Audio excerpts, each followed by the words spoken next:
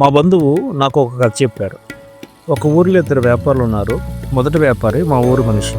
అతడు కంపెనీతో ఇలా అన్నాడు: మా దగ్గర కొనేవారు మా తెలుగు గజులు. వాళ్ళు మెటల్ గురించి అవగాహన ఉన్నా అవగాహన లేకపోయినా నేను మాత్రం బెస్ట్ క్వాలిటీ ఇవ్వాలి. అది నా గుడ్విల్ కాపాడుతుంది. ఆ మెటీరియల్కు నేను బాధ్యత వహించాలి.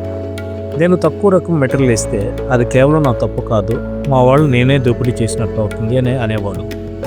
రెండవ వ్యాపారి బయట నుంచి వచ్చిన వ్యక్తి. అతను సింపుల్గా అన్నాడు: we came here only for business, not for service. తక్కువ రేటుకి ఇస్తాము, తీసుకోవాలంటే తీసుకోండి. ప్రజలు తక్కువగా ఉన్న మెటీరియల్ వైపు మొగ్గు చూపి కొన్ని రోజులు వాడిన తర్వాత దానిలో లోపాలను బట్టి తిరిగి వెళ్ళి అడిగితే మేము అమ్మాము, తర్వాత మాకు అది సంబంధం లేదని ఆ రెండో వ్యాపారి అన్నాడు.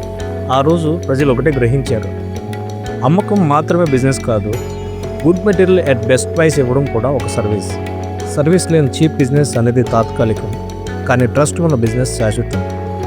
మరియు ఒక విషయం గుర్తుంచుకోవాలి: we're not against non local business people. వారు కూడా మంచి మెటీరియల్ సరైన ధరలో ఇస్తే అది కూడా చివరికి మన తెలుగు కమ్యూనిటీకి లాభం అవుతుంది. మనకు అవసరమైనది ఒకటే: good standard business, transparency and trust. Thank you.